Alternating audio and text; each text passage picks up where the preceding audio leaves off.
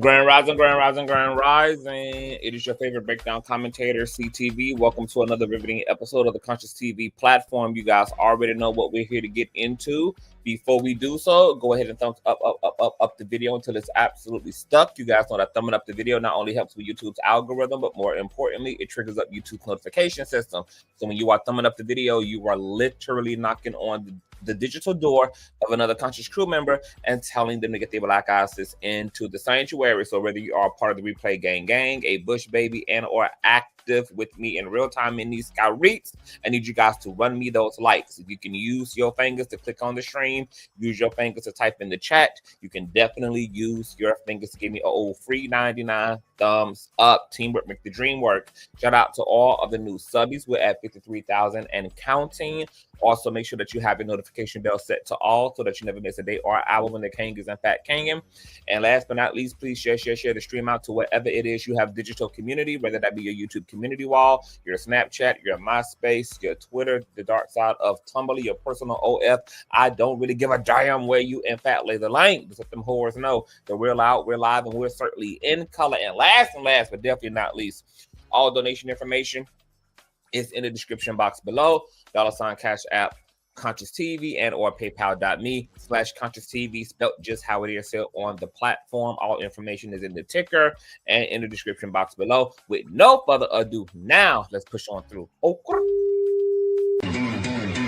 I know a place where you can recharge your soul. Baby, that's Consciouztv. And in the midst of brokenness, he gon' see your asshole. Baby, that's Consciouztv. You gon' heal, you gon' laugh and catch a little shade. Ooh, girl. Y'all know he be slaying, y'all better stop playing. Come hear what he's saying. Ladies and gentlemen.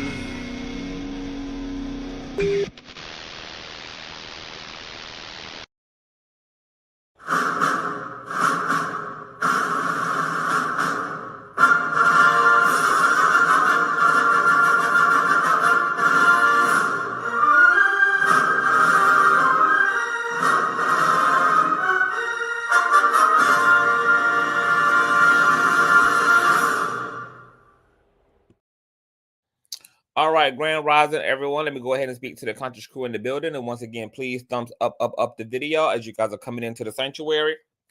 Depending on how much time we have, I will be dropping the link to let you guys come up and sound off because there's a lot of conversation happening around this case. But before we get into it, let me go ahead and grand rise to Latera.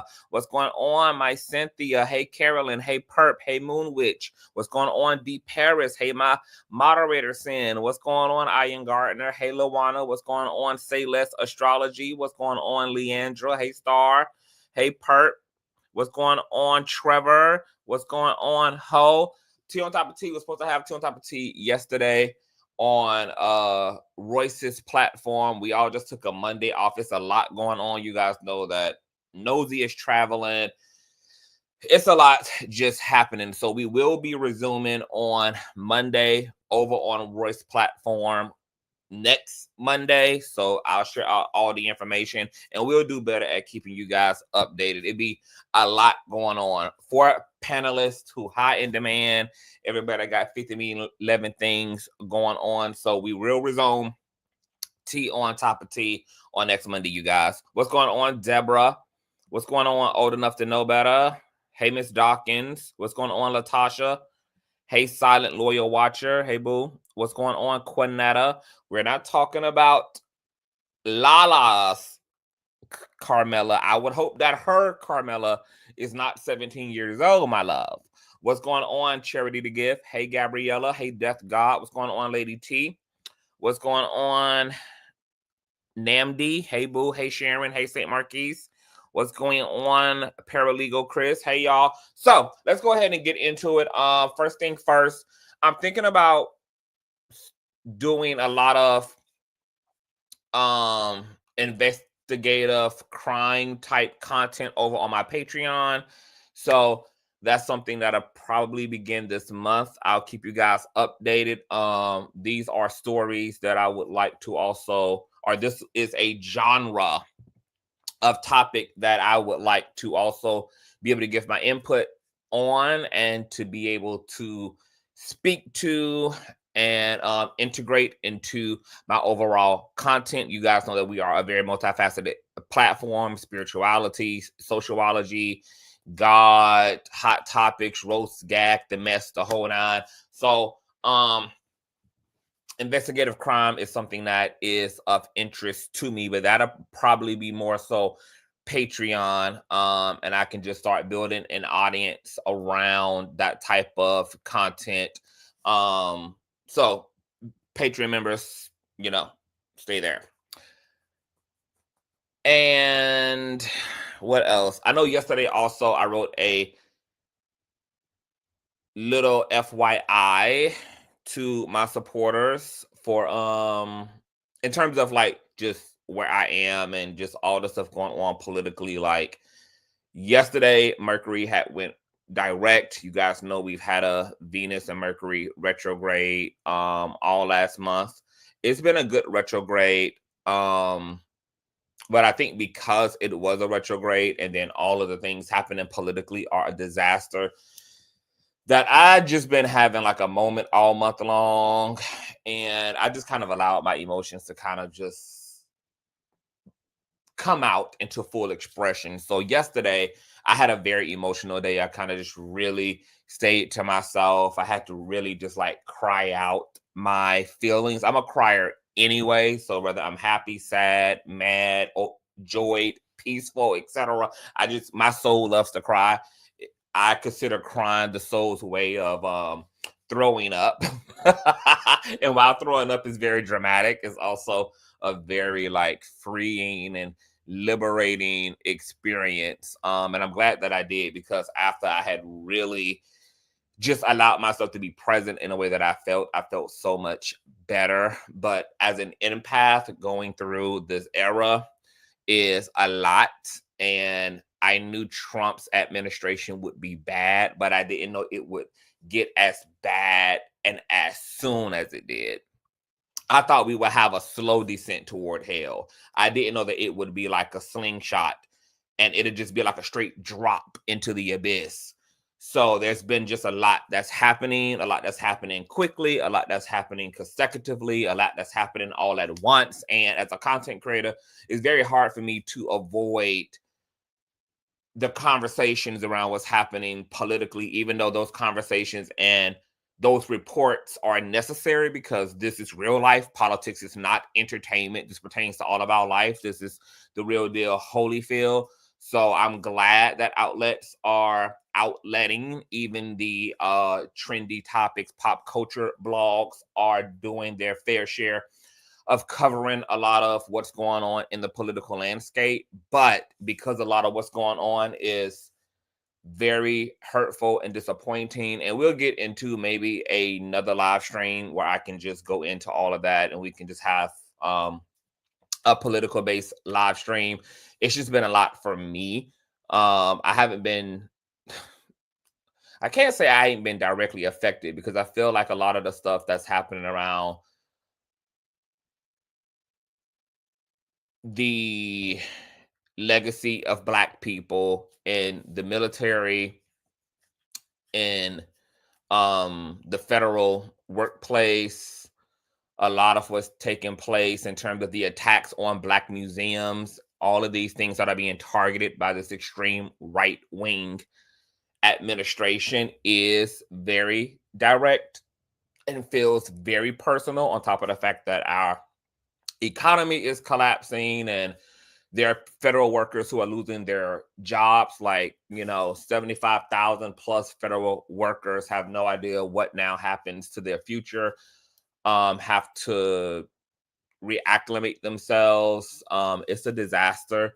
And, I'm just hurt. I'm hurt for us as minority people. I'm hurt for us collectively seeing all of the protests. It's relieving, but we're having to do that because we're facing off with political demons and devils.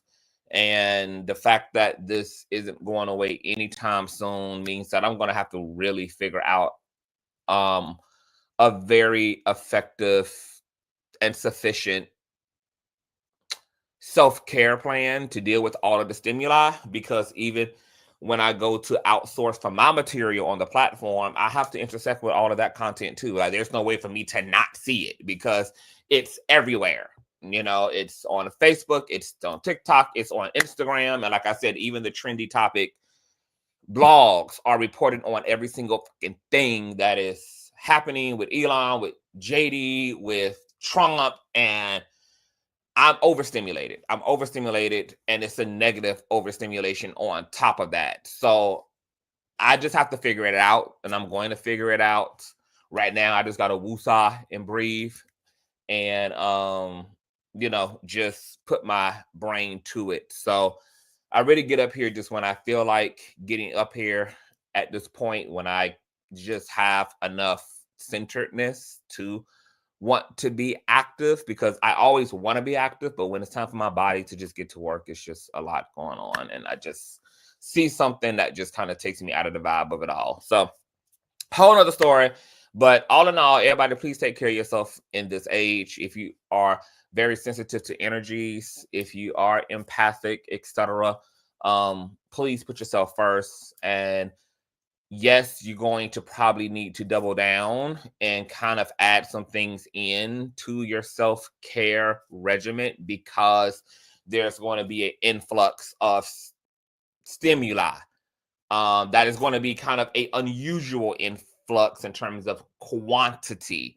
So you might have to do some extra layering up in terms of the full armor of the Lord, of the Father, Son, and the Holy Daughter, and all of that, So, it's wartime, child. So head in the game. What's going on, Leandra? Who says, as a therapist, I'm giving CTV and everyone else some self-care homework. Limit online doom scrolling, meditate, journal, exercise, spend time with those that refuel you. Absolutely great sound advice. Thank you so much for that, Leandra. You might have to contact me on the back end so I can bring you on to a stream, and we can talk about some stuff that people can do in this on this timeline with all of the stuff taking place, and maybe where also people can find your services and where they can reach out to you for your expertise, etc. That would be really great. So if you're interested in that, Miss Leandra, contact me at consciouztv@gmail.com or follow me on Instagram and send me a DM, please. All right, you guys. So let's get into what's going on. I've been seeing the story unfolding, and I wanted to really wait to speak about this because I wanted to just get more details, and I'm glad that I did, because a lot more details have come out regarding a stabbing led by a 17-year-old at a track meet. So you guys probably by now have heard about the controversial incident that took place regarding 17-year-old Karmelo Anthony, who was arrested for stabbing a student by the name of Austin Metcalf. And there's a lot that is going on within the situation, but for me, this is not really a lot to unpack for me, maybe than it is for a lot of other people, but we'll get into that. So, courtesy of 6abc.com, suspect in fatal Texas track meet stabbing allegedly told police that he was protecting himself. Frisco, Texas, a 17-year-old student charged with murder in the fatal stabbing of another student at a track meet allegedly confessed to the unaliving, and officers say he told them he was protecting himself, according to the arrest report. The incident occurred Wednesday morning at a Frisco Independent School District stadium during a track and field championship involving multiple schools in the district. Austin Metcalf, 17 years of age, an 11th grader at Frisco Memorial High School, died after police said another student stabbed him during an altercation in the bleachers at the meet. The suspect in the deadly stabbing, Karmelo Anthony, a student at Frisco Sentinel High School, has been charged with first-degree murder, police said. One officer who responded to the scene said Anthony told him unprompted, without being asked any questions about the incident, quote, "I was protecting myself," according to the arrest report. When the officer advised another responding officer that he had the alleged suspect, Anthony reportedly responded, quote, "I'm not alleged. I did it," according to the arrest report. As he was walking toward the squad car, Anthony was emotional, reportedly saying unprompted, quote, "He put his hands on me. I told him not to," according to the arrest report. Once in the back seat, he also reportedly asked if Metcalf was going to be okay, according to the report. Anthony made another spontaneous statement and reportedly asked an officer if what happened could be considered self-defense, according to the arrest report. Another officer reported that the suspect was crying hysterically while being walked away from the stadium, the report said. Anthony is being held in the Collin County Jail on $1 million worth of bond, court records show. When reached for comment on Friday, his attorney told ABC News he had been on the case for only a few hours and needed to catch up. Anthony's father told ABC News on Thursday that they do not have a statement to make at this time. The stabbing occurred under the Memorial High School tent in the stadium bleachers at approximately 10 a.m. on Wednesday, according to the arrest report. Responding officers say they spoke to multiple witnesses, including one who reported that the altercation began after Metcalf told Anthony to move out from under their team's tent, according to the arrest report. The witness reported that Anthony allegedly reached inside his bag and said, "Touch me and see what happens," according to the arrest record. According to a witness, Metcalf grabbed Anthony to move him, and Anthony allegedly pulled out what the witness described as a black knife and stabbed Austin once in the chest and then ran away, the arrest report stated. An officer recovered a bloody knife in the bleachers, according to the report. Metcalf was transported to an area hospital where he was pronounced unalived at 10:53 a.m. on Wednesday, according to the arrest report. His twin brother, Hunter Metcalf, was also at the meet and spoke to officers at the scene. He said that after his brother told Anthony he had to leave the tent because he didn't go to Memorial, the two went back and forth, and then Austin stood up and pushed the male to get him out of the tent, according to the arrest report. "I tried, quote, to whip around as fast as I could, but I didn't see the stab," Hunter Metcalf told Dallas ABC affiliate WAA. "It was really senseless. I don't know why a person would do that to someone just over that little argument. The track meet has been postponed to Monday and will be held at a new location," WFAA reported. Frisco ISD will share more details on updated security measures with families, according to the station. All right, so here it is. We had a track meet at a stadium where multiple track teams all came together to face off with one another. Karmelo was from another school. He was in the tent where Austin's team was, more than likely talking to another student, maybe somebody he knew on the track team, etc. For whatever reason, Austin did not feel Karmelo should be there and asked him to leave.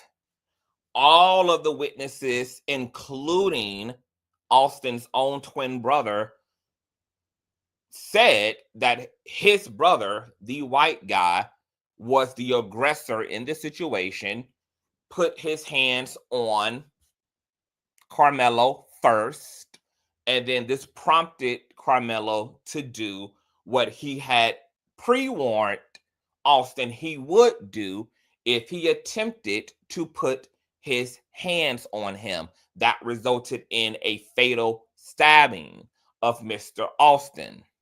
All right. Now, there is a video that is circulating across social media, more so on Facebook, of the incident. That video has been debunked, you guys.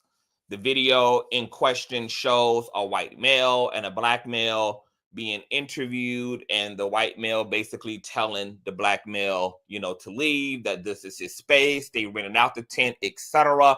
The context clues should have been more than enough to debunk that video alone, because this is a high school track meet. So tents are not rented out by students. And the white guy and the black guy looked it rather adult. When I first saw the video, I was like, girl, there's no way in hell 17-year-olds are looking like this. These men have to be taking adrenaline or taking some type of damn hormone treatment, girl, some type of testosterone shots, because it's no way in hell. You know, these are 17-year-old high school students. It's no way, girl. Well, it wasn't a video of the actual incident. There's also alleged photos that are circulating of the incident. Those are allegedly AI and photoshopped. So there's a lot of misinformation that is going around. So if you guys see any of that, if it doesn't come from a official, verifiable, legitimate news site, then more than likely it is fake. Okay, if there is a video of the incident, it won't be by some random blogger on Facebook. All right, now the brother of Austin, Hunter Metcalf, spoke out about the last moments between him and his brother dying in his arms. So I'm going to let you guys take a look and listen at that, courtesy of Dan Quinn Shot's Instagram page. Let me refresh this. All right. Was this kid, before I knew his name now, this kid was sitting under our tent at track. We asked him to move. He started getting aggressive and talking reckless. And my brother stepped in and said, "You need to move." And he's like, "Make me move." Also grabbed his backpack. The kid, I tried to whip around as fast as I could, but I didn't see the stab. But then I look at my brother, and then I'm not going to talk about the rest. So just that's just what I saw. And I try to help him, but it was just senseless. It was really senseless. Really, I don't know why a person would do that to someone, just over that little argument. It's just crazy in this world nowadays how people just up and do that. Like, that man had a family. That man has people that care about them all the time, and he did everything for our family too. He was a strong kid. Oh, girl, it's a gaslighting for me. We're going to revisit this. I'm going to save my thoughts, girl, but I can tell you right now, Hunter, girl, you might want to exit the algorithm in the group chat, because you're not about to like my commentary at all. There's also been a lot of other misinformation spreading, such as that Austin and Karmelo had prior incidents leading up to the stabbing, that there was an incident over a cell phone being broken over a girl. Apparently, all of that has been debunked as well, that's not true. Karmelo and Austin do not know each other, etc. And to be honest, you don't really even need a background story. You don't even need a backstory at all to really kind of, rest on a particular side in the situation. Even if you just stick to and use what happened, there's enough circumstantially right now to really land your plane without even a backstory. But once again, we will get into that. All right. Now, there have also been donation links going up for both families. Karmelo's family started a GoFundMe. It was snatched down because GoFundMe has a clause that prohibits anyone from being able to raise money for a criminal legal defense. So, if you are being charged with murder or something heinous, GoFundMe does not allow you to use their platform to raise money. However, there is another website, and I believe it's the same one that Fraud Radio is using to raise her money, that Karmelo's family is utilizing. Both families have raised almost $300,000. So literally, they're going head to head in terms of supporters really reining in to support both families. They're neck and neck in terms of support. There are people who believe in Karmelo's innocence, and there's people who believe in his guiltiness and wrongdoing. All right. Courtesy of NY Post, how Austin Metcalf's accused unaliver is racking in cash for his legal defense as sick conspiracy theories about victims spread hate, fear, and division. The Texas teen charged with fatally unaliving high school football star Austin Metcalf racked in nearly $200,000, which, you guys, once again, is almost $300,000 now, for his legal defense in a matter of hours after posts impersonating officials spread fake news about the unaliving, including painting the victim as a violent, drug-addicted bully. You guys, thumbs up, thumbs up, thumbs up, thumbs up the video. Frisco Police Chief David Schiltzen warned the Dallas suburb that online trolls are trying to sow discord over the racially charged case, which shocked the nation after Metcalf's family said that he died in the arms of his identical twin brother after a very brief altercation with Karmelo Anthony, a student from a rival high school. Quote, "Be aware of those taking to social media to deliberately spread misinformation, hate, fear, and division," the chief said. Okay, this is the donation site for Karmelo. Meanwhile, Anthony's family has hired two hotshot Dallas lawyers who made names for themselves fighting headline-grabbing racial justice cases. Anthony, 17, told officials he unalived Metcalf, also 17, in self-defense, according to cops, and his father echoed that in an interview with the Post last week. In a statement Monday, the lawyer said, quote, "Karmelo and the entire Anthony family are sincerely saddened that a life was lost and offer their condolences to the family of Austin Metcalf." Meanwhile, the donations are continuing to pour in, with more than 5,400 people donating $185,000 as of Monday night on Give, Send, Go, a fundraising platform that also raised money for Daniel Penny after he was arrested for the 2023 subway chokehold death of Jordan Neely.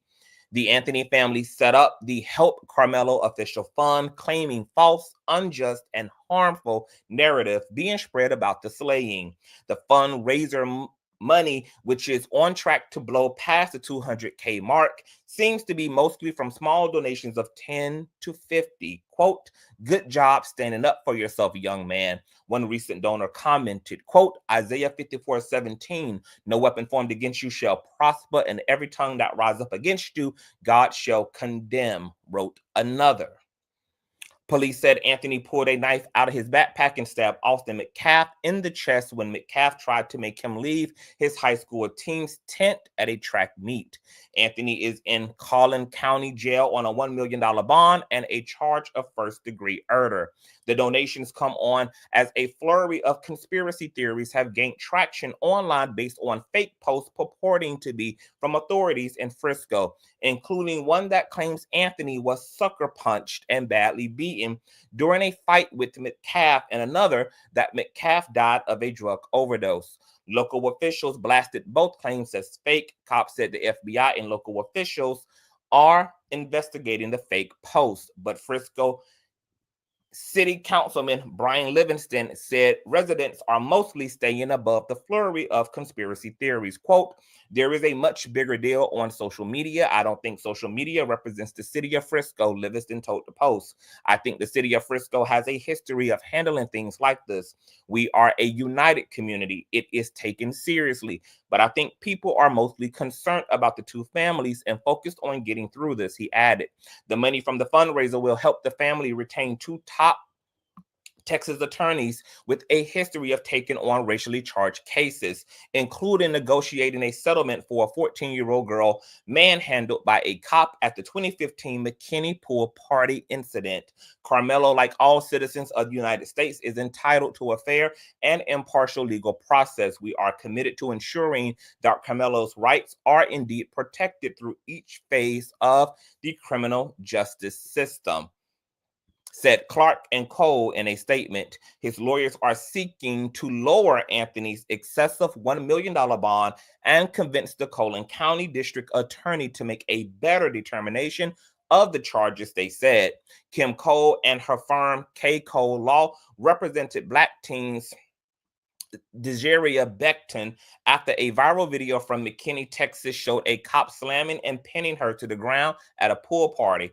Cole managed to win a $148,000 settlement for Beckton from the McKinney Police Department and the officer who resigned.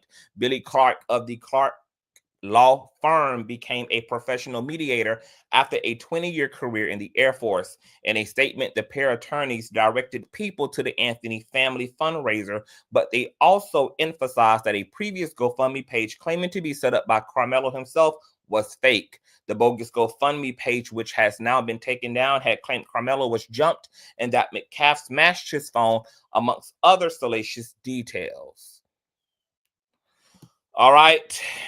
So attorneys are attorneying, and once again, both families are running neck to neck at this point with their crowdfunding that is practically at $300K right now.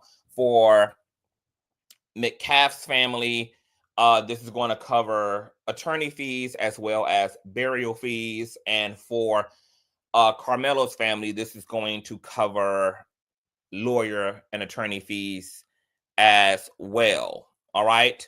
DailyMail.co. Teen stabber makes outrageous demand after knifing football star 17 who died in his twin brother's arms.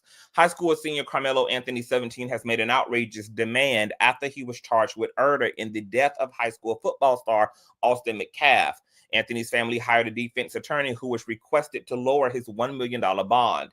His attorney, Derek Walpole, spoke to local NBC affiliate outside the Collin County Jail in McKinney, Texas on Friday and revealed that Anthony is claiming self-defense in the alleged murder. Quote, "I know that my client said it was self-defense. I don't have any reason to disbelieve that, but I need to develop facts to talk to people and figure out what's going on before I make any statements about what I think happened," Walpole said.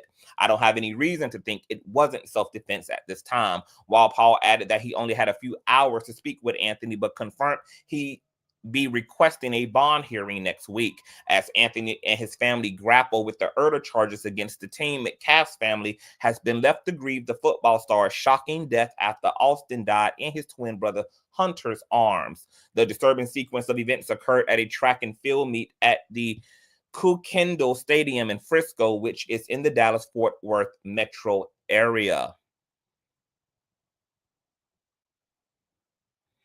The altercation between the two teams allegedly began when Metcalf told Anthony that he was sitting in the wrong team's pop-up tent.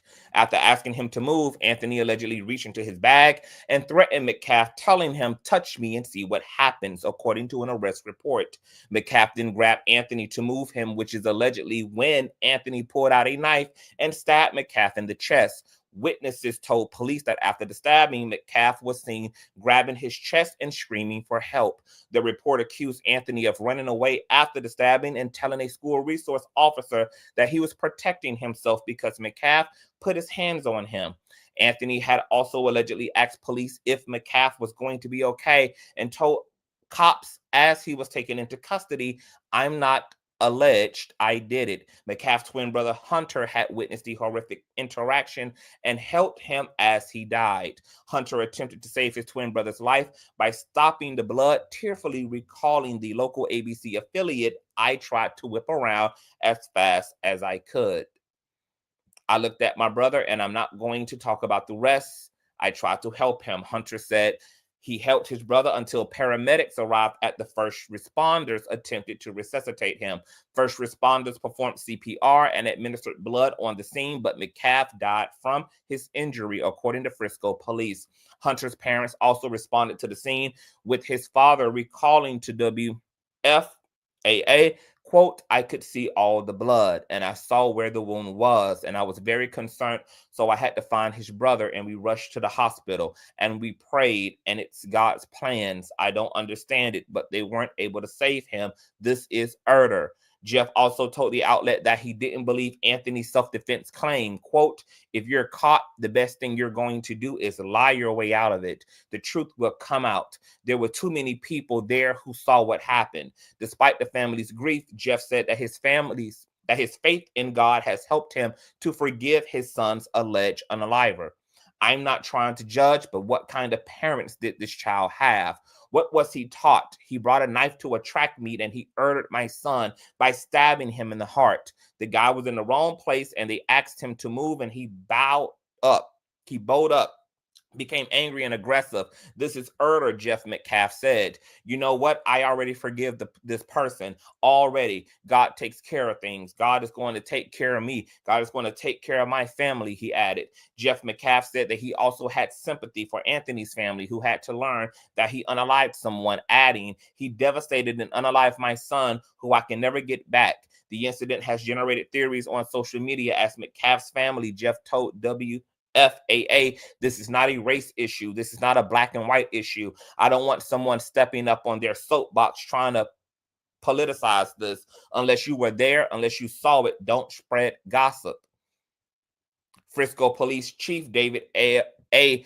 Schultzen released a statement on the incident, reminding parents to teach their children that the choices they make can lead to severe consequences for the rest of their life. Quote, violence cannot be the go-to means that our young people use as their only way to resolve disputes, the statement continued. We must have conversations about what guides their decisions and motivations. Our students must consider their futures in everything, in every choice they make, in every word and image they post, in every person they are friends with. Schultzen also cautioned the public to be wary of information spreading online, adding that fake social media accounts have been made to deliberately spread misinformation, hate, fear, and division. A relative of Anthony's, Kevin Hayes, defended the alleged unaliver on social media, saying he defended himself against violent aggressors. As the community grapples with the horrific incident, Metcalf's family is remembering him as a passionate football player, a bright young man, and a leader of men, his father wrote in a GoFundMe description.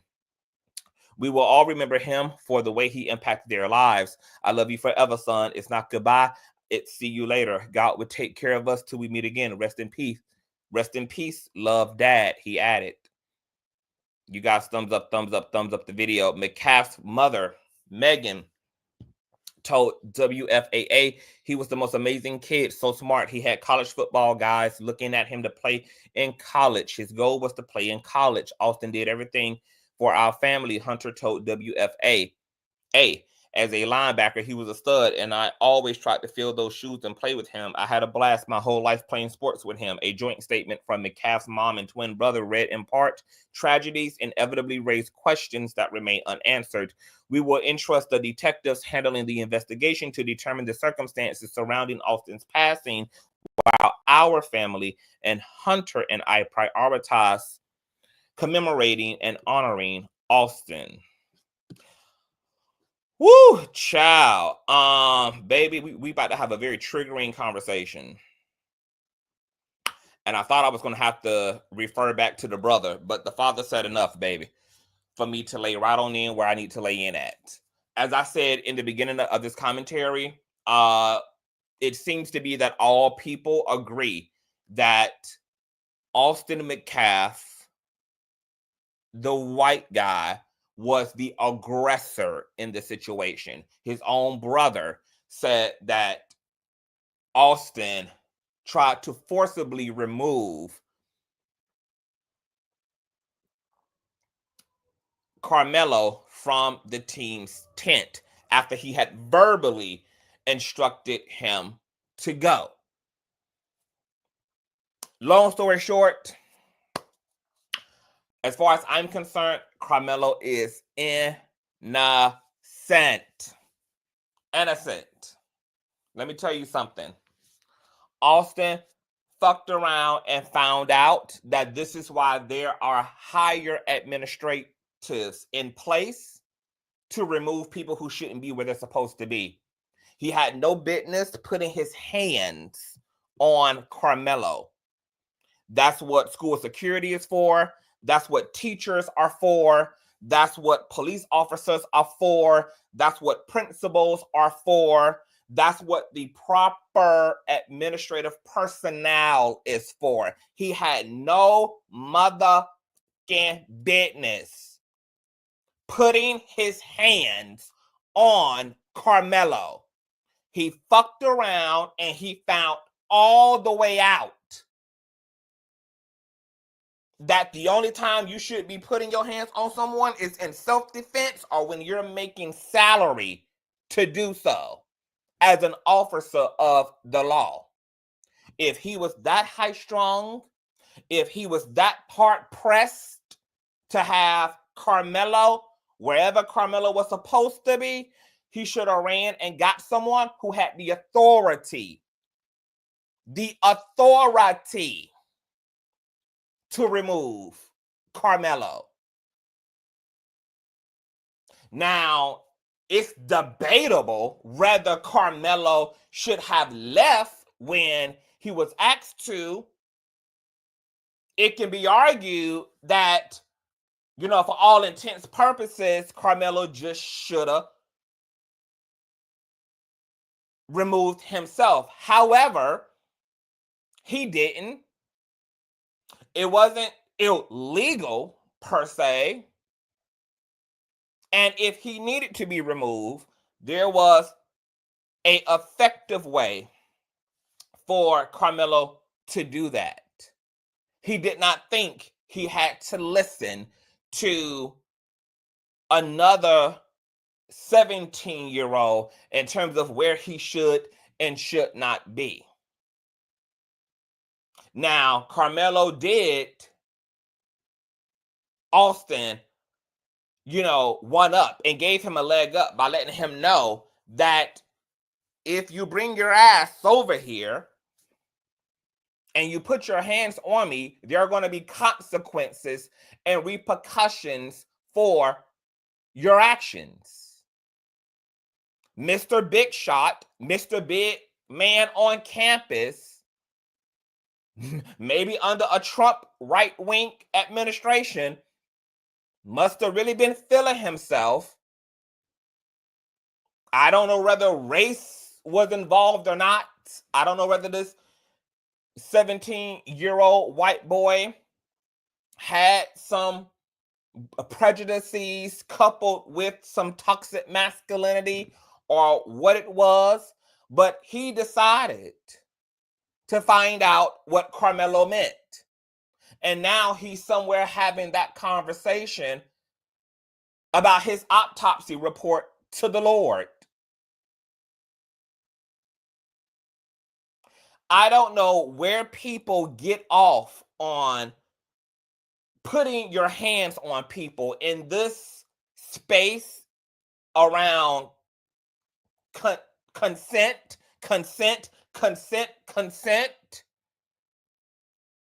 You do not have a right outside of self-defense to put your hands on someone. And if you want to take matters into your own hands, what Austin's father should have been teaching him is that, once again, there are consequences and repercussions to taking matters into your own hands. And I'm going to take it one step further. I can't say that I would have did anything less than what Karmelo did. Everyone knows on this platform that I preach and teach self-defense.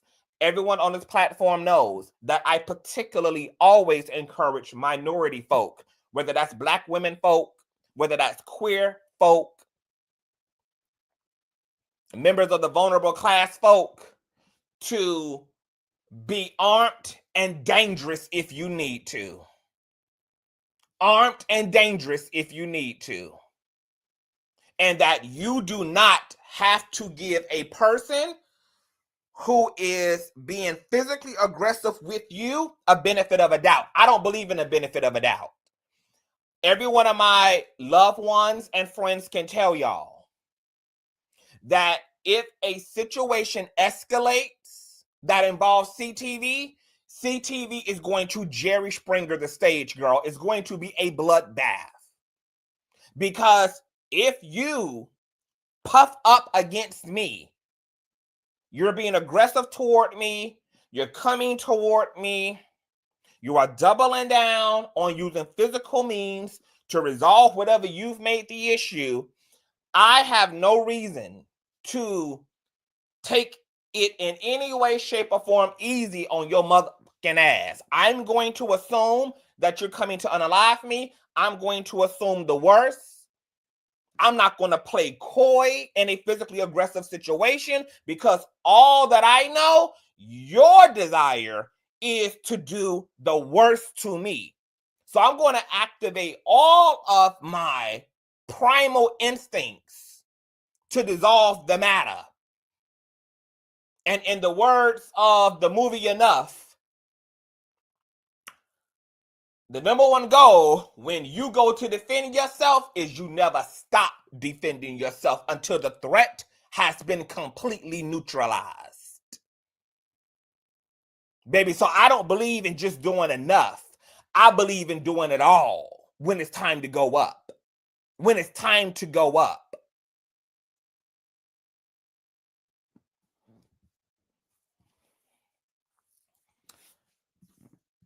Now, there's a police report and an incident report that is circulating as well, that chronicles what took place.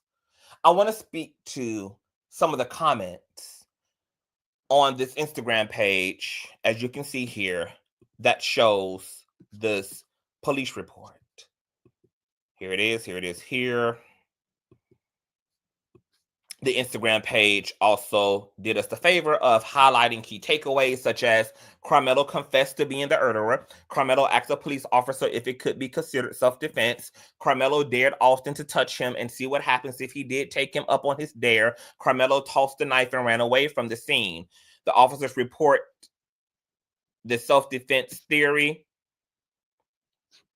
And then the user goes on to write this. A person defending themselves does not dare someone to touch them. They actually do.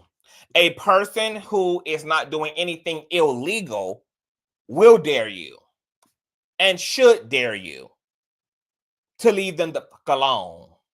Let's not act like it was a dare as in a dare. He was really daring Austin to leave him the fuck alone.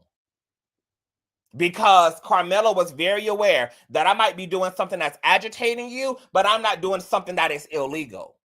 I might be doing something that is pressing on you, but I'm not doing something that is illegal nor criminal.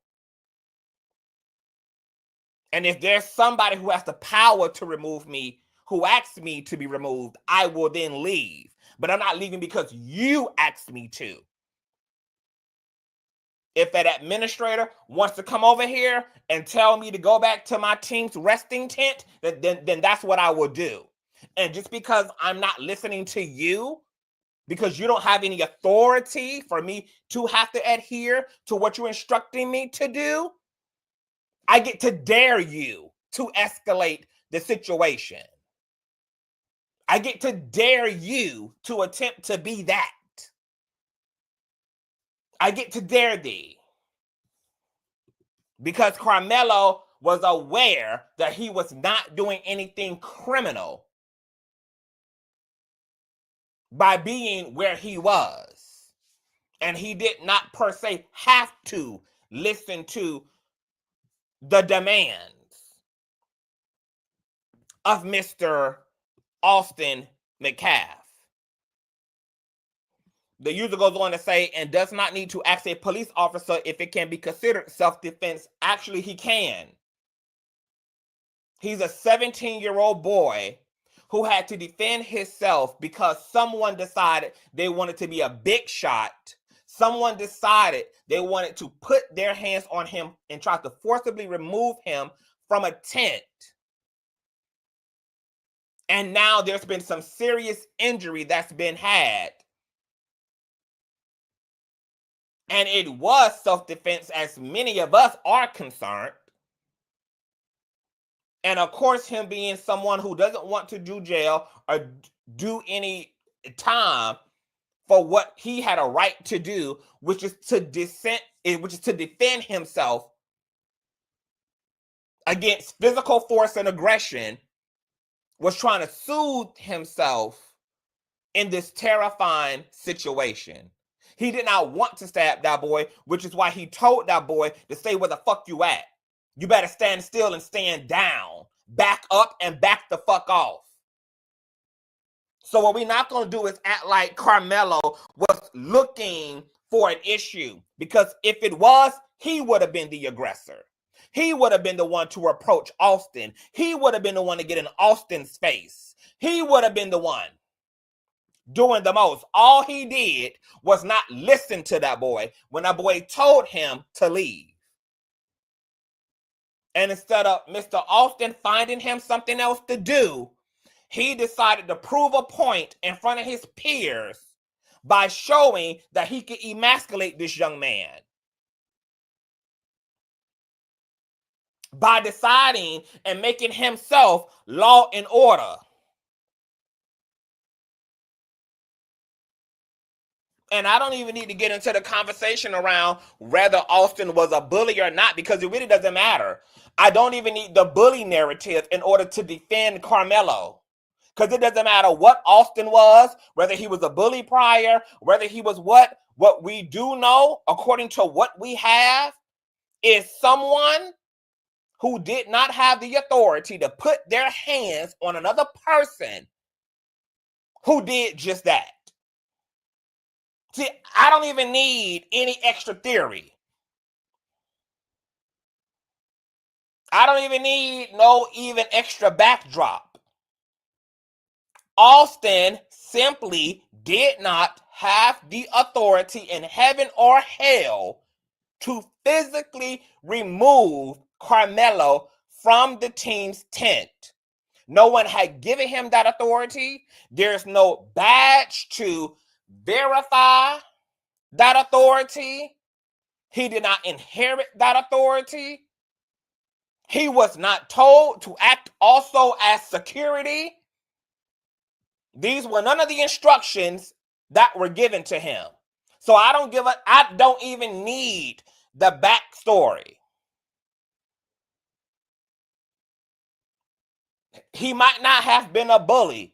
He was just a 17-year-old who was full of himself and was trying to make an example out of Karmelo. And instead, he ended up as the fucking example. It is a tragic situation. It is a sad situation. It is an unfortunate situation. But you know who else had a choice in this situation while everybody is talking about Karmelo had the right to leave? He had choices. So did Austin. He had the choice to walk away. He had the choice to go get a teacher. He had the choice to go get an adult. He had the choice to mind his motherfucking business.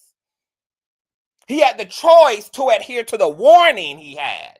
My God, did Austin have a lot of choices. The person who they're trying to narrate as his unaliver literally forewarned him. So how much more of a choice did Austin have? He literally knew. He didn't know the details, but he literally knew that there was going to be equal measure, because scientific law is that for every cause, there is an equal effect. Karmelo let him know, bruh, come over here and get this Alabama folded chair beat down, if you will. I don't have to listen to you. And I don't care that you're agitated and that you are bothered. If you're that bothered, go bother a teacher and have them come over here and bother me out of this motherfucking tent. I don't have to listen to you, though. That's the gag. That's the key. I don't have to listen to you. I don't have to. That's what Austin's father should have been teaching him. It's that, son, when you find yourself in a situation where you believe something is happening that should not be happening, you go get the proper authorities involved. You go get whomever has the power to regulate the situation to your liking. When you're under the belief that something is taking place that should not take place, you go get the proper persons. These were the rules of engagements that I was raised with. My mother, my father did not ever encourage me to take matters into my own hands. If I experienced bullying, hypothetically in school, my parents always said, go to the teacher, go to the administrator. Go to whomever has the power and the authority. Do not take matters into your own hands. So that's what Austin's father failed to tell him. I find it completely interesting that Austin's father and his twin brother are literally sitting here gaslighting Karmelo's family and Karmelo and the public by acting like Austin was a victim and was a victim of circumstances. Oh, this is senseless. Oh, how could somebody? What do you mean, how could somebody? How could I stab somebody who, without consent, put their fucking hands on me forcibly? Are you dumb? Are you stupid? What do you mean, how could I not? The question really is, how could I not fuck your son up? How could I not fuck your son up for putting his hands on me? What do you mean? What do you mean? What are you talking about? Oh, this is so senseless. No, it's not senseless. It actually makes a lot of sense. Cause and effect makes a whole lot of sense. And the fact that Karmelo graced Austin with a side effect label on his backpack and said, girl, if you twirl your ass over here, I guarantee you the next thing you'll be twirling into is the afterlife, girl. You twirl your ass over here, Miss Lady. You tiptoe your ass over here, Miss Lady. You ice skate your ass over here, Miss Girl. Okay, you're going to be looking through the catalog of the Book of Life, girl. If you twirl your motherfucking ass over here. Because I'm not fucking with you, and I'm not under this tent for you. And I don't give a damn if you like it or not. If you are that bothered, go bother someone who has the power to remove me and have them remove me. That should have been Austin's next logical reach. Okay, Karmelo is not leaving. Let me go get my Karen on and ring the town bell and do what my forefathers are taught to do when black people don't acquiesce to my foolishness and to my pseudo self-perceived entitlement. Let me do what's in my lineage to do when my white privilege does not privilege. Let me go sound off, girl. And in this case, he really should have and would have been better off just dialing 911.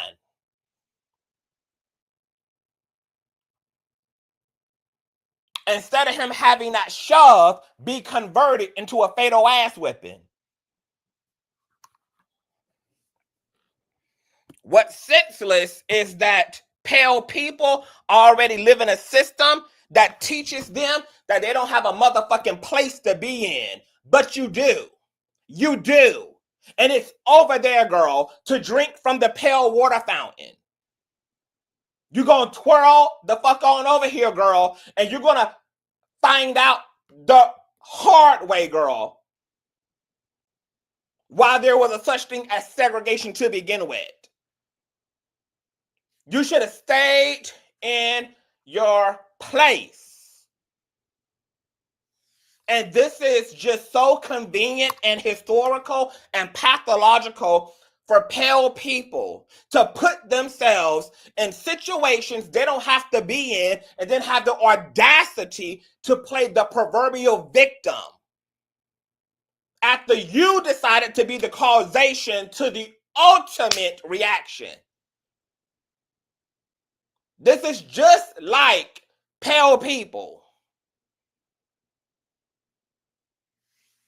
to insert themselves to double down on entitlement and being the aggressor to meddle in people's business, to entitle themselves to an opinion, an instruction, an authority that nobody is asking them for, and then cry their little pale ass tears when there is an effect to the causation. I think it's sad that a 17-year-old had to lose his life because he didn't mind his business and his parents didn't teach him to keep his motherfucking hands off people.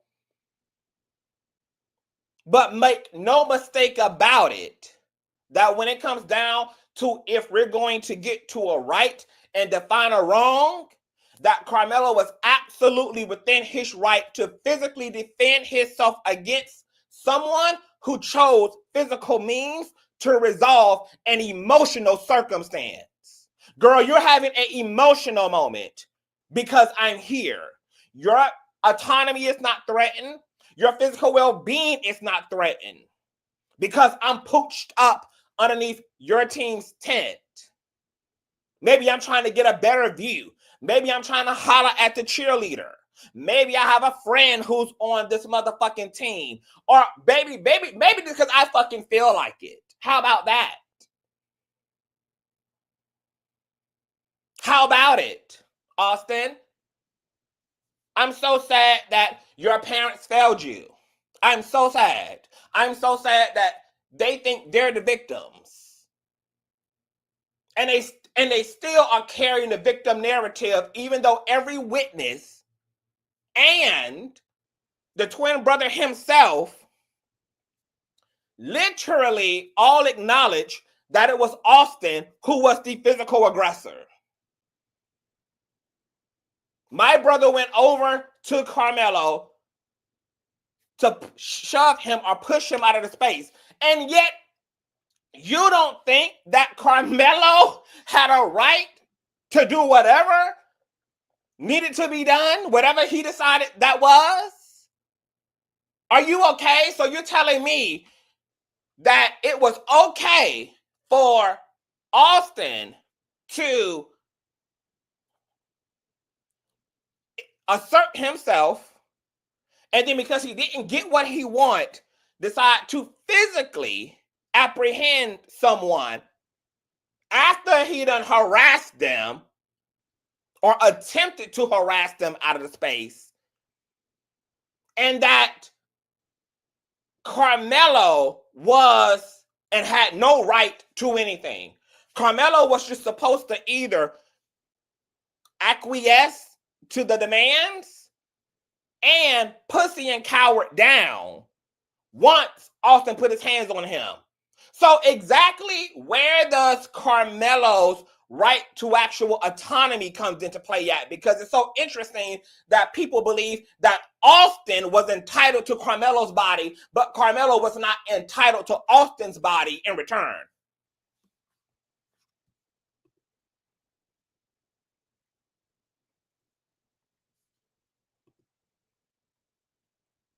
Okay. Death God says it was raining. Yaney says facts. I stay in Frisco. It was raining. He probably was trying to stay wet. Project 2025, energy everywhere. And even if we move, right? Because, because this country is so heavily saturated in classism, racism, sexism, transphobia, homophobia, the whole nine. We can never remove whether race plays a role, because we know that the ideology and psychology of racism is so integral and so deeply embedded in the very fabric of our society that we always have to consider if race is playing a role. But even if we remove race and we just look at it as two people, one person did not have a right to take it upon themselves to forcibly remove another. Now, I'm going to make this last point, and then I'm going to drop the link in case anybody want to come up here. Somebody in the comment section of this Instagram post also said, what type of person who's claiming self-defense brings a knife to a track meet? And this is why people have to get very educated in their sociology, why they have to really nuance themselves rather than uphold this all lives matter situation. Because what the all lives matter ideology does is that it sets us all up to be on an equal playing field and to be under the very same circumstances when that's not true. As a minority person, as a Black minority person, it is of no surprise to me that Karmelo had a weapon in his backpack. A weapon that was in his backpack because he is a minority male in this country. We don't know what all the reasons were that informed his decision to carry, but more than likely it's informed by the fact that he might walk to and from school alone and want to have a little something on him just in case. It might be informed by the fact that he lives in a not so good community and regularly carries around some form of protection. We don't know whether he's being bullied at the school he's at, whether he's had to deal with perps, etc., in the spaces and communities that he exists within that informs his desire to carry. We don't know. But once again, as a minority person, I'm not mad at it because I carry every day. And I was carrying too, even as a 16-year-old, even as a 17-year-old. The first and only charge I ever had was when I was 16 years old. And I was caught for carrying a deadly weapon. Baby, I'm a minority. I'm a Black minority, baby. You know, I grew up in the hood, honey. You know, you need a little extra something for a baby, anything that can pop off because you live in a space where any and everything pops the off. You live on ready, you live on go, you live on the just in case, you live within the hypotheticals. As a minority person, you don't have the leisure of feeling completely safe. And depend on where you rank on the societal meter, where you rank on the environmental meter, where you rank on the classism meter, girl, the further you are at the base of the pyramid, the more general danger you're in. That's why we talk all the time about Black on Black violence, GUN violence, ravaging theft and burglary and assault. So young Black men carrying because of the communities in which they live in and have to navigate and have to survive.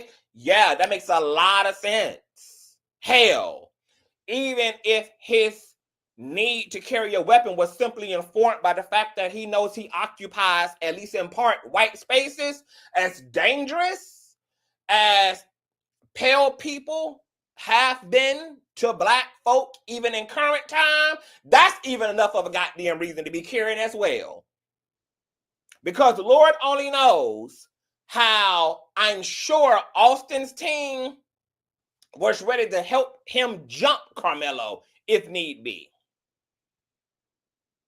But minority people are not in the position to not consider their safety. We don't have the luxury of just skipping a loo. What's the name of the Black guy who got GUN down, who was simply jogging through a community? And them white people tracked his ass down, ran his ass down. What's the name of the guy? His story was nationalized. what's his name, y'all? I know y'all know it. It done been so many of these circumstances, girl, that everything feels like a blur at this point. Aubrey. Girl, we don't have the luxury, girl, of even just doing the most simplest and basics of things without being criminalized, without being targeted, without being exploited. Because we have to exist in systems that decide that we're guilty and we're a problem before we're even a damn problem. So it should be of no surprise to anyone that minority people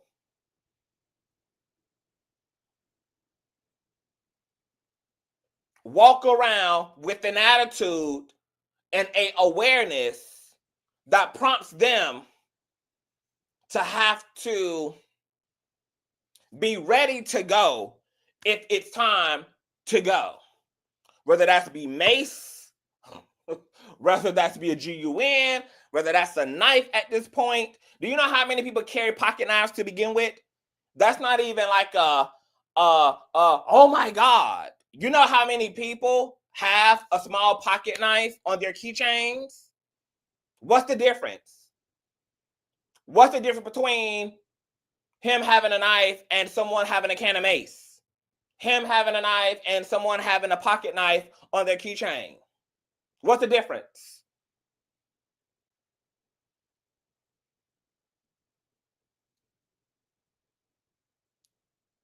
At the end of the day, he did not want to activate on this young man. But because this young man wanted to escalate the situation was escalated.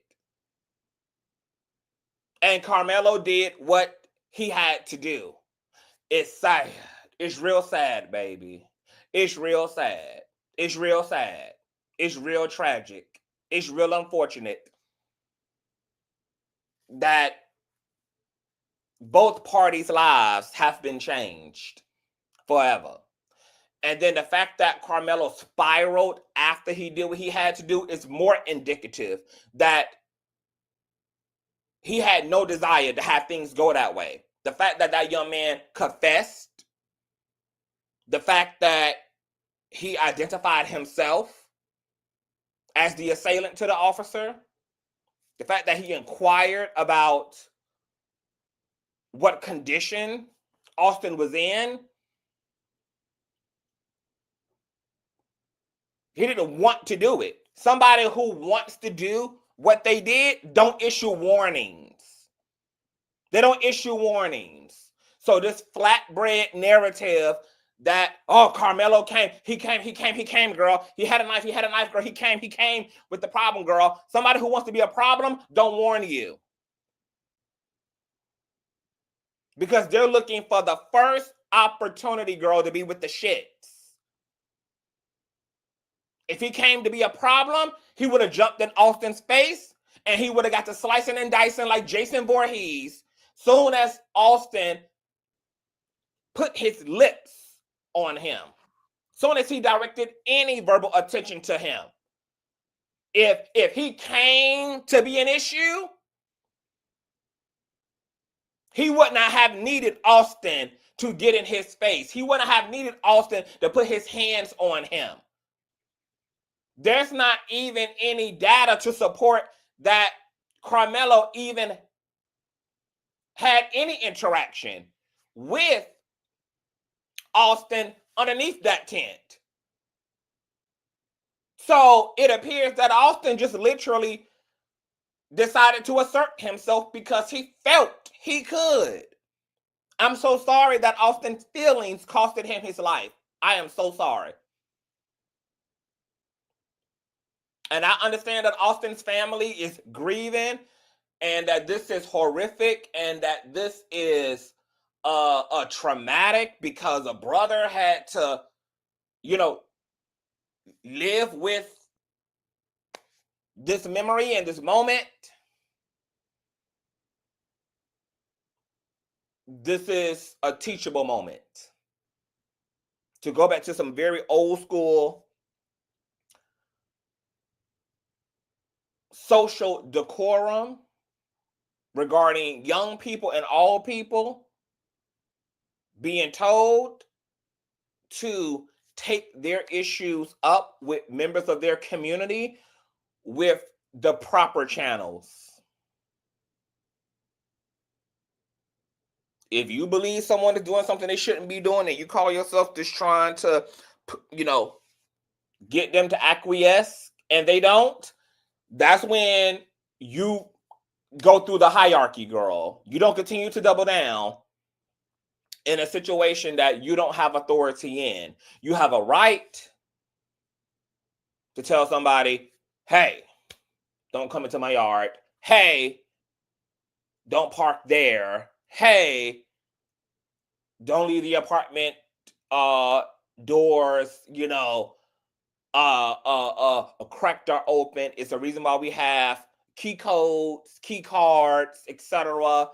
And then if your friendly neighbor doesn't acquiesce, there are other people for you to get in contact with to bring your concerns to, who have the authority to regulate and reinforce. That should have been all that took place in this situation if Karmelo was somewhere he did not or was not supposed to be.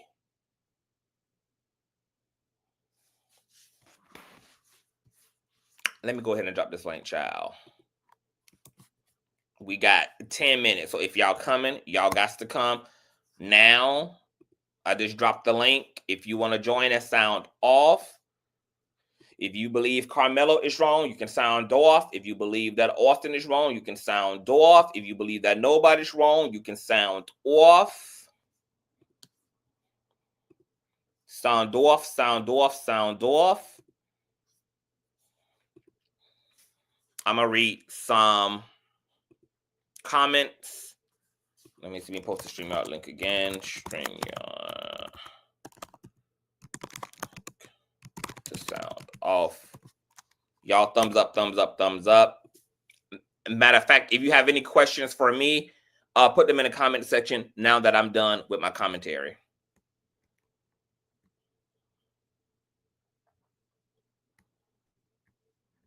Yeah, because that's the gag.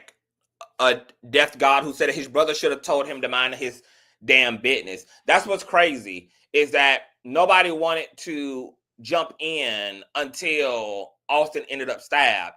Where was the outrage from the witnesses and from Hunter when his brother decided, I'm going to go over to Karmelo and put my hands on him and force him out? That's when everybody ass should have jumped up. That's when everybody should have been on Austin's ass. But you know what people did? You know what these young people more than likely did? Hey, they pulled out their phones, or they were ready for some action. Ready for some action. Soon as Austin started posturing himself physically to be the aggressor toward Karmelo, that's when the community should have sounded off. Because he was wrong once he postured himself to be the physical aggressor, because Karmelo waxed on and waxed off Austin's ass as a result.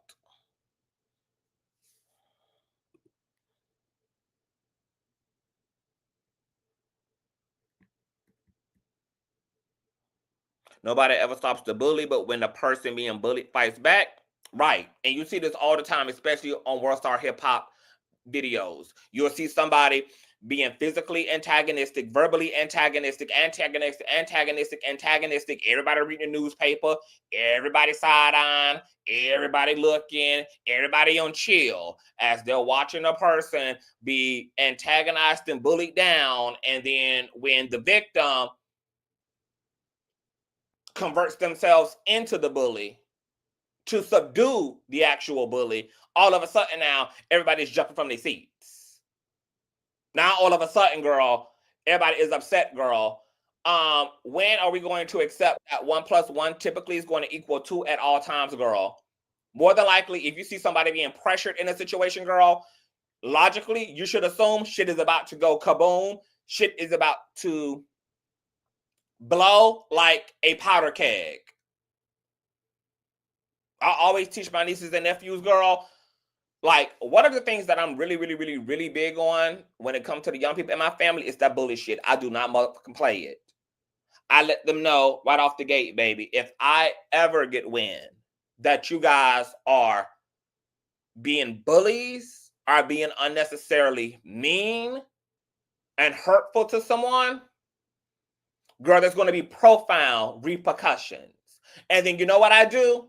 I make their ass sit down and I put those old VHS tapes into the VCR and I make them look at Columbine. We sit down and we look at all the school shootings because I teach them that this could be your ass. This could be your ass, baby. I want you to see what could happen, girl, as a result of you thinking you the baddest bitch on the block. Of a result of you thinking that you big shot and then you can end up shot. These are the consequences and repercussions the people who seek out to intentionally afflict other people. That you can get an old nasty reverse Uno in return. Leave people the fuck alone. You don't have the right to get in their way because of your belief system or because of your immaturity.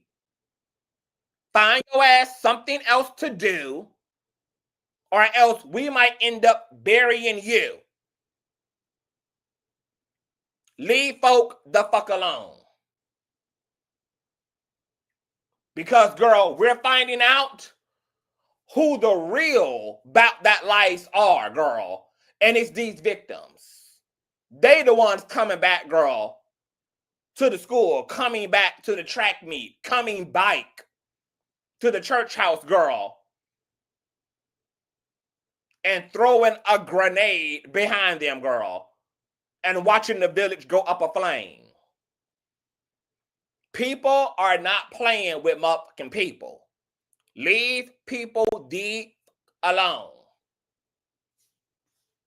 I want to welcome Todd and Dave Breezy. What's going on, Todd? I'm doing pretty good. How's everybody doing today? I am well. I think I'm going to mute Deshaun because the microphone is it got some feedback in it. But sound off, Todd. It's kind of funny how everybody can fall under stand your ground laws except for black and brown people, right?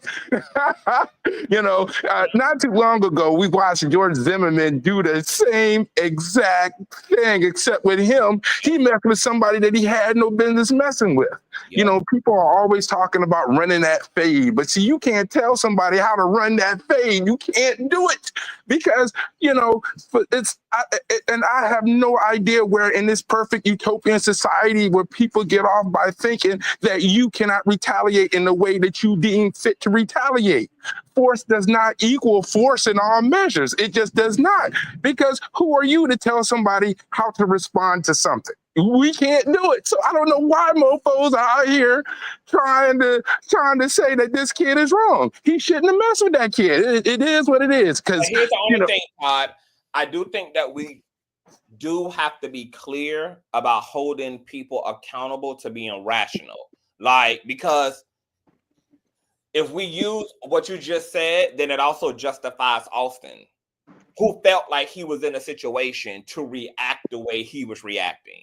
And it wasn't. You were having an emotional experience and then decided to irrationally resolve the situation by physically putting your hands on someone. No, that you can't get there to there.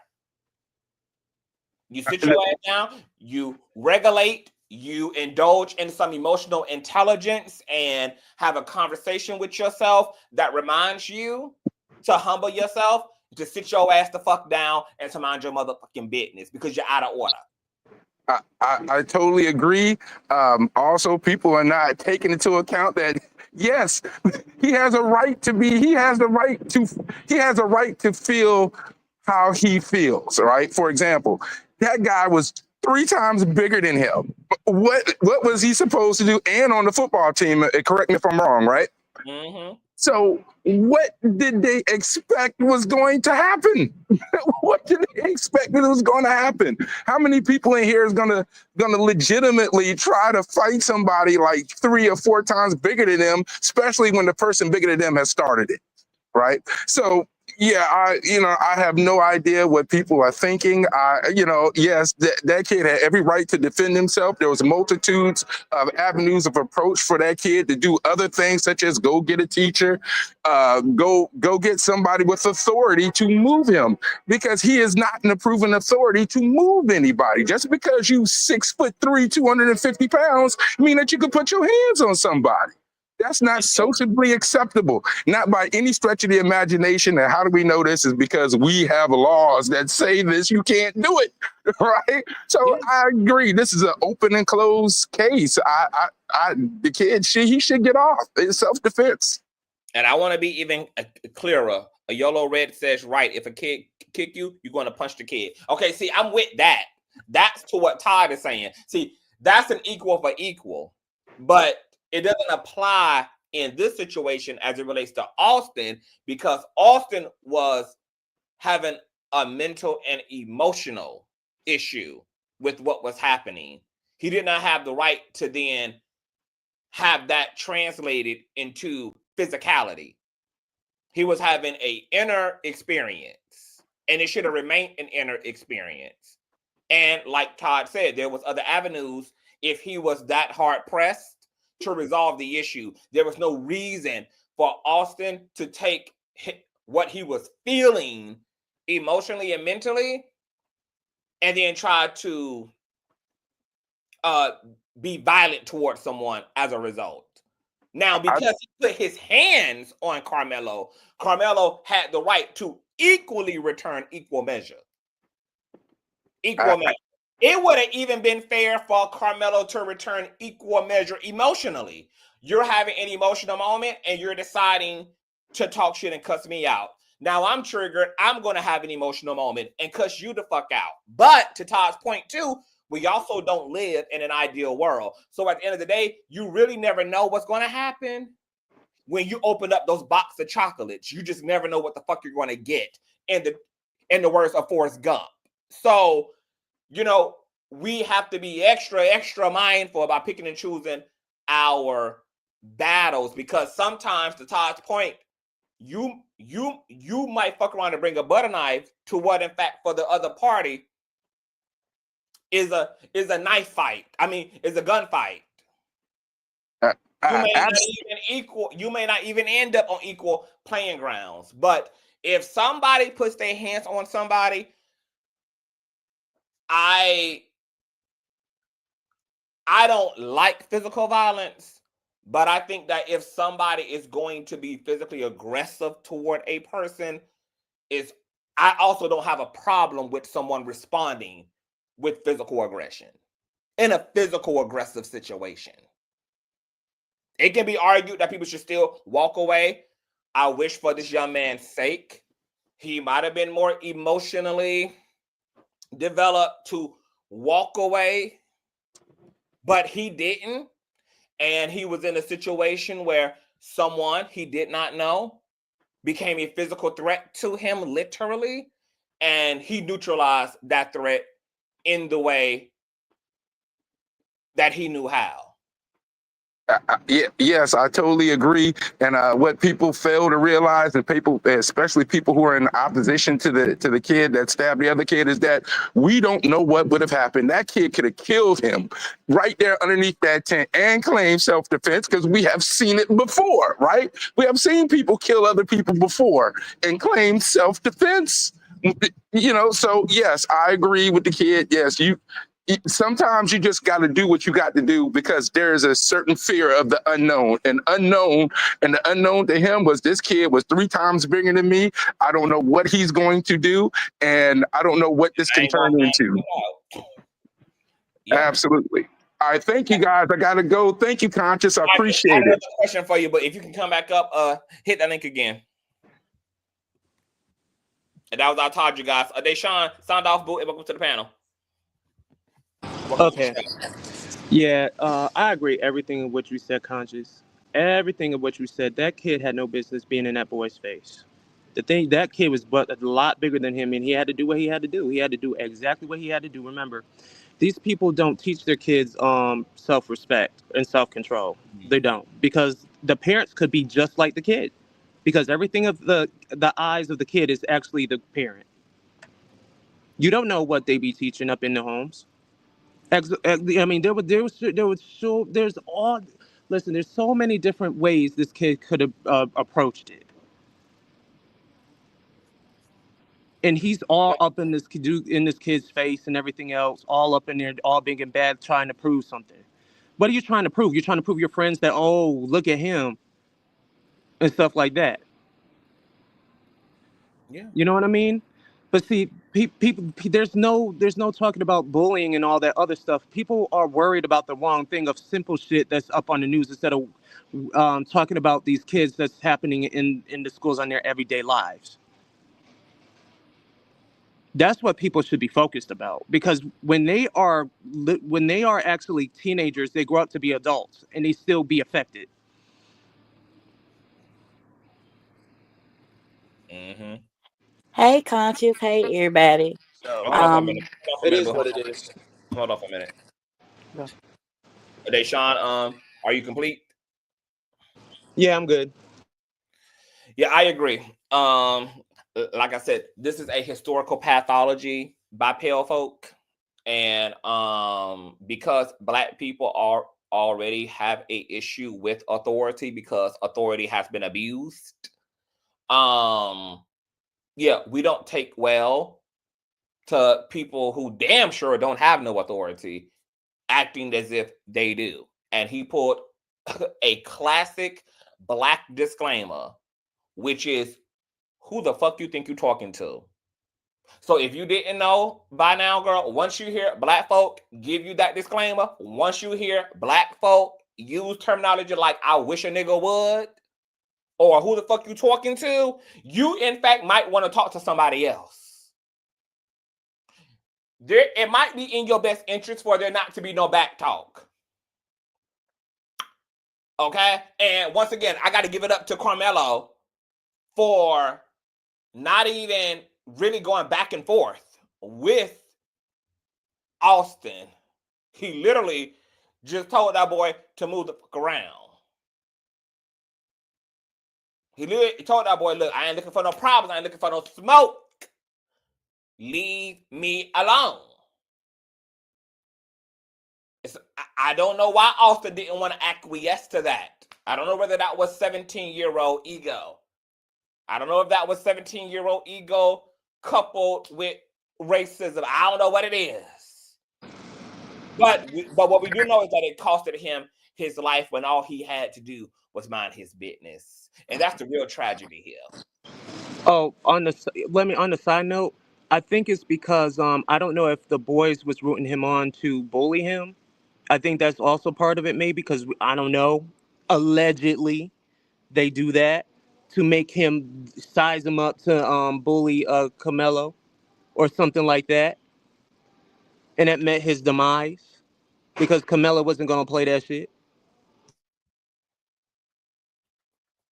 Yeah, only, you know, it's sad that a simple solution like minding your business was just not the choice here. I really don't understand why someone would entitle themselves to putting their hands on someone that they don't have to put their hands on in a situation that don't require no hands to begin with.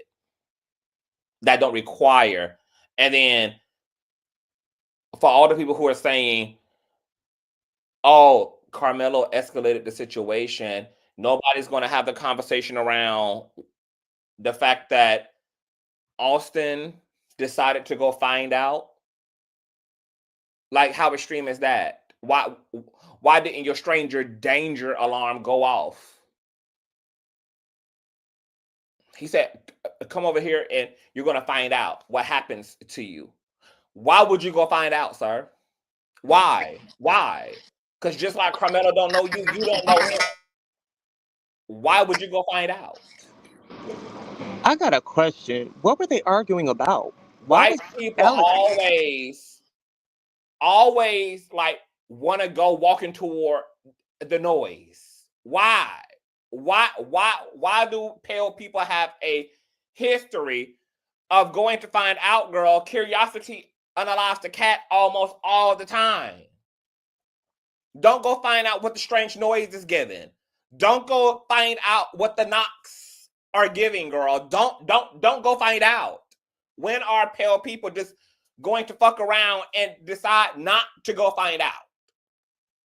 Stop going to find out. And apparently it wasn't no argument.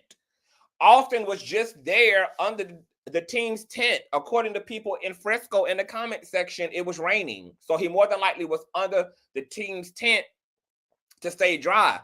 And Austin just decided he wasn't supposed to be there because this is my team's tent. Why are you here? You need to go. And Karmelo just didn't acquiesce. That's what the argument was. It was about one person seemingly. Yeah. I'm working. Leave your number. I know. Write it on something and leave it. All right. All right. So why in the fuck would you go find the fuck out and this situation is over? Someone who had the right to tell someone to be where they're technically supposed to be, but did not have the right to physically do something about that. I'm not going to say that Austin didn't have a right to verbally encourage Karmelo, to go to his team's tent, etc., because he did. If he was technically somewhere he wasn't supposed to be. But what he didn't have the technical right to do is physically reinforce the situation. Oh my God, like StreamYard kicking everybody up out of here. Hey, Lady Butterfly, welcome to the platform, love. Hi everybody. So this isn't with all twins, but I noticed that when it comes to twins, there's always a submissive twin, and then there's always the twin that is dominant. And when they grow up like that, those dominant twins tend to think that they can use that energy on other people. If Austin was on the football team, he had no business being under the track and field tent. Because when I was on track and field, nobody who wasn't, track and field was supposed to be there. So he was out of line for even being there because he shouldn't have been there in the first place. The second thing is, other people on that track and field team were probably intimidated by Austin too. So that's probably why they didn't say something to him like, hey man, chill. It's not that big of a deal. It's raining. So there's a privilege in that. Then depending on his parents and the environment in which he was raised in, that's where that privilege comes in, where I feel like I can do whatever I want whenever I want to do it. And that's a problem. So I feel like if somebody tells you to leave them alone, you leave them alone. People need to start teaching their kids, if you don't want something bad to happen to you, don't put your hands on other people's kids. Keep your hands to yourself. Unfortunately, with people who have a privileged mentality, they don't comprehend that. They feel like they can just do whatever. And unfortunately, it did cost this young man his life. And I feel like there's a lot of lessons to be learned from this. Whether or not kids learn from this, it's really up to them. Lady Butterfly, your audio had went out, love. You can hear me? Lady Butterfly, I think StreamYard acting a donk. Uh-oh. Lady Butterfly, are you on mute down, boo? Let me see. Okay, something going on, y'all, with Lady Butterfly audio. Lady Butterfly, you might have to drop down and come back up. I'm gonna drop the link again. Okay, Getting Lucky in Kentucky, I think it is. Child, this ain't nothing. The time and the climate is not right Mhm. for him to sit up here and act the way he did. Like, Yeah, do you not see like, we're not playing with you guys. yeah, We're not. It's time out. yeah. You had like, and that's the problem with the people that's clear. Mm, They have this invisible authority that nobody bestowed upon them, but for some reason they got it. yeah. It's ridiculous. Like, you had no authority over. Like, come on. Mm-hmm. And this should be a lesson to his twin brother and Absolutely. a lesson to his parents, because that's where the mentality came from. Like, come on now. But did you hear this, boo? Did you hear, like, I'm just like, I don't believe that there's going to be any lessons in this, because after hearing from the brother and then hearing from the father, I'm like, y'all still don't get it. Like, And they're gonna be the next victims. check this out again. Check this out again. I mean, And my they will brother, be next. he need to move. He's like, make me move. Also, grab this backpack. The kid, I tried to whip around as fast as I could, but I didn't see the stab. But then I look at my brother, and then I'm not going to talk about the rest. So just that's just what I saw. And I try to help him, but It was just senseless. it was really senseless. Really, I don't know why. Because his brother didn't have to do all of that. You don't know why someone would do that to someone else just over that. Your brother decided to be the verbal and physical. How they do all the damn time. This is nothing new. And they're gonna find out real quick. The climate, we're in too much of a climate to where we can't take no chances as far as to sit there and see how far that you're gonna go. We're not in those times anymore. We can't sit up there and chance our own survival. I thought that white people found out when the Alabama beatdown. They didn't find out.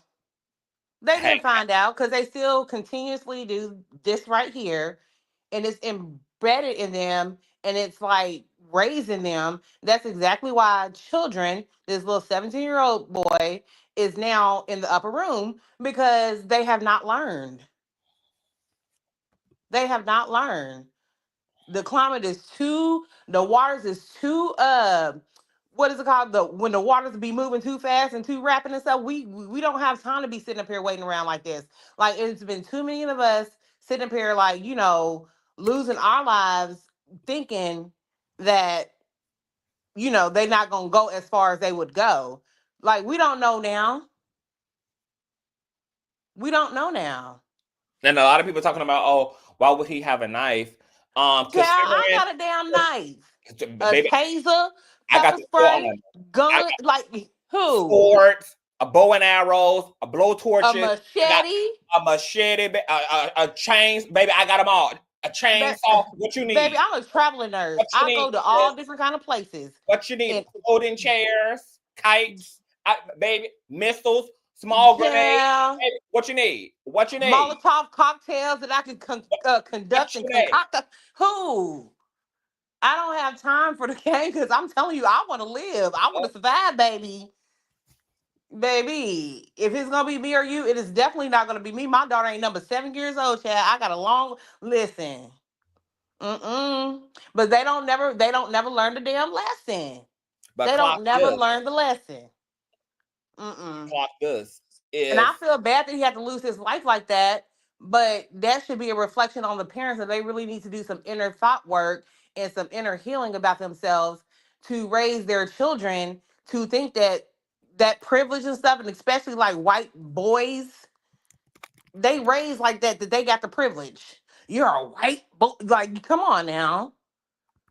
Yeah. And clock this. If this is how Austin was behaving and what he thought was appropriate to do in a situation, which is to physically escalate a situation because he didn't like what was happening. Okay, in the context of Karmelo having a knife, for all we know, this is how a lot of the white people in Karmelo's community and or school system act, which is why he might have been on the defense. You already know that's how they act. And that he was a natural instinct for that boy to sit up there and aggress somebody and, you know, put himself into a position to where that he felt so comfortable as far as putting his hands on somebody that you do not know. You don't know him, but your first reaction is to be aggressive, try to push your weight around. And unfortunately, I'm sad that you're a young guy and you didn't really get to experience life. But maybe you can reincarnate yourself and fucking learn the lesson the next time you get to come back here. But you can't. Like, that's not the appropriate way to act. But unfortunately, that's what that's how they're taught to act. Yep. It's taught. Because he was too comfortable with it. And then the fact that the brother and the daddy are like literally are feeling like the victim in the situation lets us know that they literally are all on code, and that this is of course they gonna definitely be on code now. Yeah, like these are the people who literally meddle in their neighbors' business, who be jumping into their co-workers' shit, who like literally always entitled assign themselves authority that nobody else gave them. Assign themselves authority. And that's why they have no perception and awareness of any consequences, because they literally believe it's their place. They completely believe they're in their place. They really actually believe in your shit, to be in they, your they really do. And it's so sad. It's so sad that they actually really believe that. They really do believe that. Like, therefore, they just believe they have the right. They have the right, period. But unfortunately, like I said, I'm sad that he's a young guy that's gone now. But like I said, hopefully you reincarnate yourself and come back as somebody that will you'll know better the next time. And will. Because you can't. Like, but it's so common. But nowadays, motherfuckers is not playing with y'all. Like, we're not playing. We're not playing with y'all. And, you know, unfortunately, 2 young people are going to be affected by this. Yeah. Because that boy probably ain't really that kind of person like that. He's not. And that's why he spiraled. But let me tell you, like, the climate that we're in. He didn't even want to do this. He didn't even want to. He gave the boy a warning, because that's how much. Told you, now come on now, quit playing. But what do they do? What do they do? Which they always do. Man, shit. The climate is the waters is too murky, and the rapids is moving too rapidly for y'all to sit up here and think that somebody playing with you. He told you. Fuck around and find out. I just feel bad. I feel bad for the Oh God, damn, stream y'all fucking everybody shit up. And now he have to have that on his conscience, but you know. But this way he gonna need his community at. This way he gonna need his family at. Like, look, it is tragic and it is traumatic, and I know you didn't want to have to do what you did, but son, you didn't do anything wrong. You stood your ground. Your ground. Is sad, it's unfortunate, but don't you carry the weight of that, because you were put in a situation for you to have to fight or flight. Your fight or flight is a real thing. It's a real thing. It wasn't like you went looking for trouble. No. Trouble came looking for you, and trouble came putting their hands on you. And found out.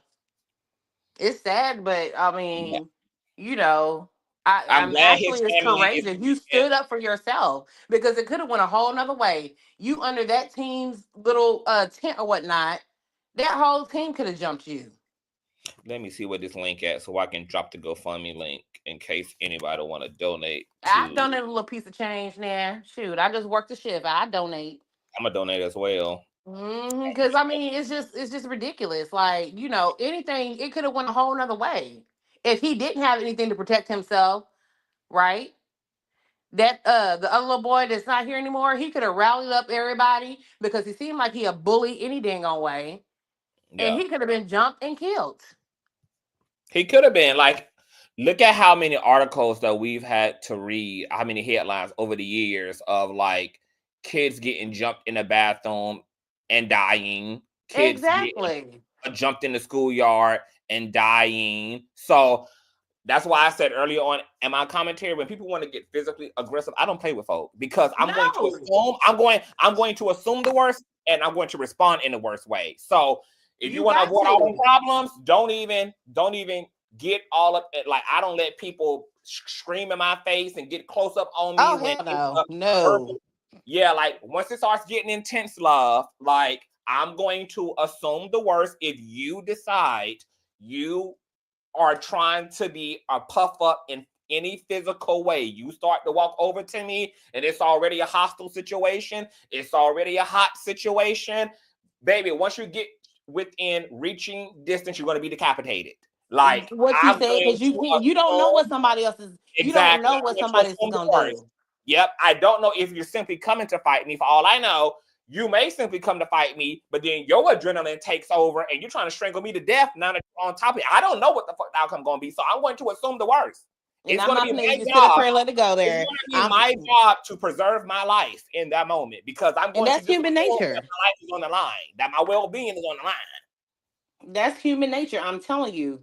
Now, it is unfortunate, but teach your children, like, especially white people, teach y'all children that this make believe authority that you think that you have, because you can tell he a bully, because out of all the people that was there, why is you the one that have to step up and try to regulate some stuff?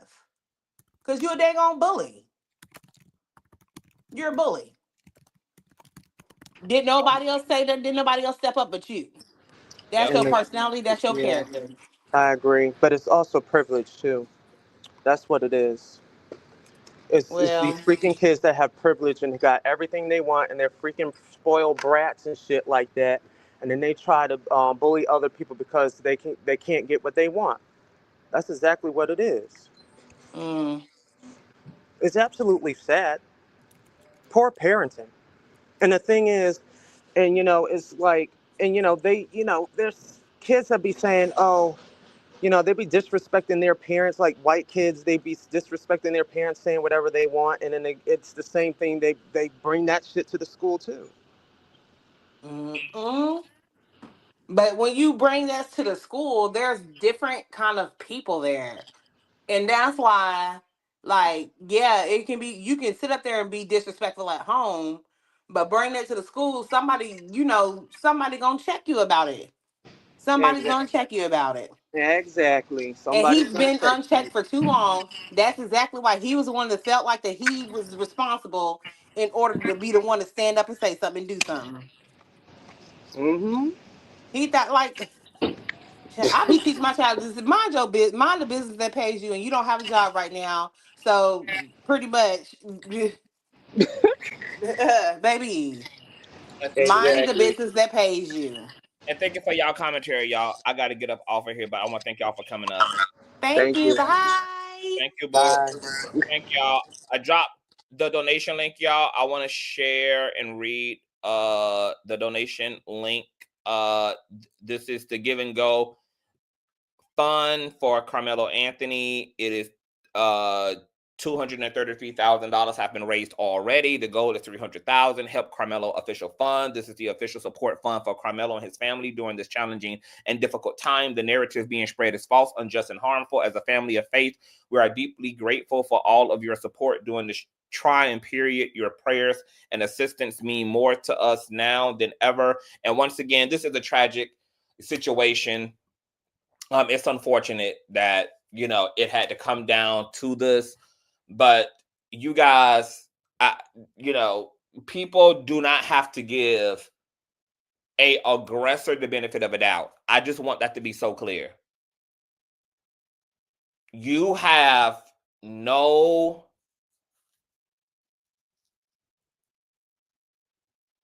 doubt, benefit of a doubt to give to someone being a aggressor in a situation. You are making too many assumptions about the aggressor in your situation by not defending yourself at the highest level that you can, because for all you know, your aggressor may be coming to take your damn life.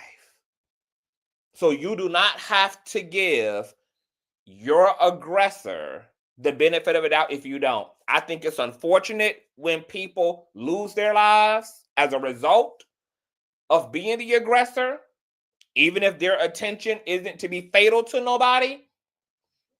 But aggression is aggression. And when you put yourself in a situation to want to be the aggressor towards someone, just keep in mind, baby, all is fair in love and war. All is fair, girl. So, people, the lesson here is there are proper ways to deal with a situation when you don't like a situation. Do not escalate a situation physically about a situation that poses no physical danger to you. And if you present yourself as a physical danger to someone, you are putting yourself in a very high risk situation, because that person that you're being physically aggressive to does not have to give you the benefit of a doubt once you make yourself a physical threat to them. And things can get very deadly and very, very fatal. So please teach young folk, your children folk, to first and foremost mind their business if they truly can. Like, if it ain't your business, mind it. If you're gonna not mind your business, you're gonna call yourself being the regulator in a situation. Nothing wrong with that, but play by the rules of engagement. If somebody doing something they ain't got no business doing, you've given them a warning, then you go to the person above you, and then that person goes to the person above them. You escalate the proper channels. You do not take it upon yourself to physically rectify a situation outside of self-defense. And there was no reason for Austin to escalate this situation physically. That boy was simply sitting under the goddamn tent, minding his business, attempting to allegedly stay dry. Or he just liked the view from the tent perspective. Whatever it was. What it did not call for is for Austin to go and try to forcibly remove him. Completely unnecessary, uncalled for. He unfortunately made himself a physical threat, and that physical threat was immediately neutralized accordingly. Unfortunate. But innocent. Karmelo, you are free to go home. Free to go home. Parents, do better. Because black people ain't the only people not putting up with nobody's shit. White people, just as much, girl, are going straight up school Uber. Teach folk to leave folk alone, to let what enough be what enough in the world. Because you might fuck around and find out in the worst way possible. That's it. That's all. Great discussion, you guys. Keep the conversation going. I'll keep you guys updated as details unfold. Please thumbs up, share. If you enjoyed yourself, Cash App, $Consciouztv, and or PayPal.me/Consciouztv. And I will see you all later. And if you guys see any updates, any interesting things come out about the story, please email me at Consciouztv@gmail.com and or DM me on IG at Consciouztv. And be the street committee, because I'm only one person, honey. I only got one set of eyes and one brain. So y'all the other set of eyes. So if y'all find any other details that things come out, send that stuff to me so that I can present that to the Conscious crew. And I will see y'all later. Peace.